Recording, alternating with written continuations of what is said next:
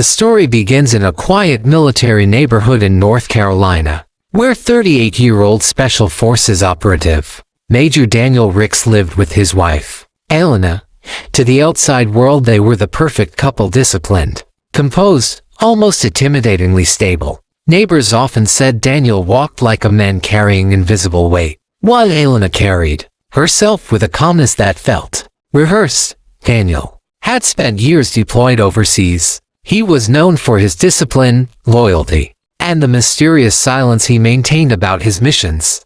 Elena, on the other hand, was a private woman who rarely spoke about her life before marriage. The two seemed bonded by secrecy rather than affection. But by late 2018, something had shifted. Daniel had been behaving differently, coming home late, whispering on the phone, and locking his office door more than usual. Elena started to notice things she had ignored for years: unfamiliar documents, coded messages, and a growing sense that her husband's world was far larger than she ever imagined. One night, while Daniel was asleep, Elena entered his private study. She had never dared before. Inside, she found a small encrypted drive, military photos, and a hidden folder containing documents that did not match his official identity. There were passports under different names, offshore bank transfers, and communication logs with people who were certainly not part of the U.S. military. The discovery shook her. She waited until morning, expecting Daniel to explain everything, but he acted as if nothing had happened. His calm smile only fueled her fear. Was he living a double life? Was she in danger? Or was he planning to leave her? Over the next week, Elena followed him quietly, carefully. One evening, she watched Daniel meet a woman outside a secure intel facility. They exchanged something, papers or a drive. She couldn't tell, but the look on Daniel's face wasn't professional. It was personal.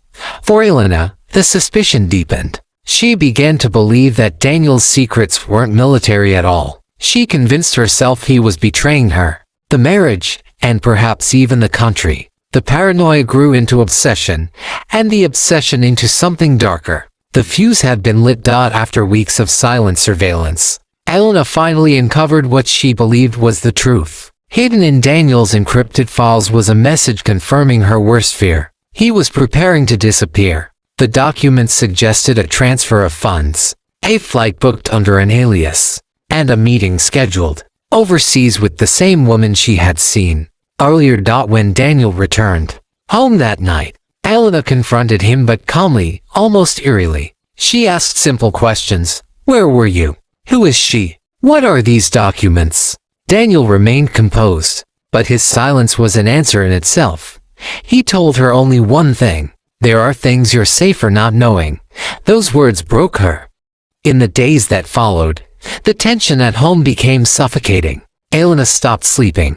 She kept replaying every sign she had missed. She imagined Daniel leaving, starting a new life, abandoning her in the shadows of his lies. Finally, she discovered the real secret. The woman Daniel met wasn't a lover at all. She was part of a covert investigation regarding Daniel himself. He had been under internal review for unauthorized communications, unreported funds, and classified materials found in his possession. Daniel wasn't planning to escape with someone. He was preparing to disappear from someone. But Elena misunderstood everything. She thought he intended to vanish and leave her behind once the investigation closed in. In her panic, fear twisted into desperation. She believed she had only two choices: confront him again, or ensure he never left. She chose the latter. One stormy night, after another argument filled with half-truths and silence, Elena snapped. Her fear overpowered her judgment. In a moment of rage and paranoia, she attacked Daniel. The act wasn't planned, but the cover-up that followed was. Elena tried to erase the truth the same way she believed Daniel had tried to erase her. In the hours following Daniel's death, Elena entered a mechanical, trance-like state. Her mind kept replaying the same thought: he was going to disappear. Now, I must disappear the evidence. She believed the investigation would paint her as part of Daniel's classified secrets. Fear turned into a cold, calculated response. She spent 2 days cleaning, hiding traces, and creating a timeline she hoped investigators couldn't break. She disposed of Daniel's documents, wiped his electronics, and staged a message from his phone suggesting he had gone on an unexpected assignment, but the cover-up was flawed. Daniel's unit noticed his absence. Within 24 hours, a welfare check was ordered. When officers arrived, they found Elena nervous but attempting to act composed. Her story didn't match Daniel's schedule, and the investigators sensed gaps immediately.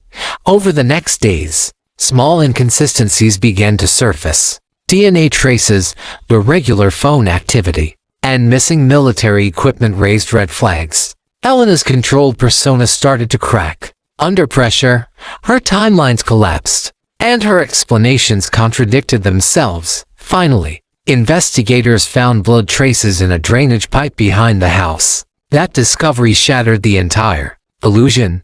Elena was confronted with the evidence. For the first time, she broke down not in guilt, but in fear. She didn't confess. She simply whispered, "He was going to leave me. I couldn't let him disappear." The truth was tragic. Daniel wasn't planning to abandon her. He was preparing for internal questioning and had intentionally kept her uninformed to protect in the end. The biggest tragedy wasn't Daniel's hidden life but how fear, silence, and miscommunication turned a marriage into a fatal storm.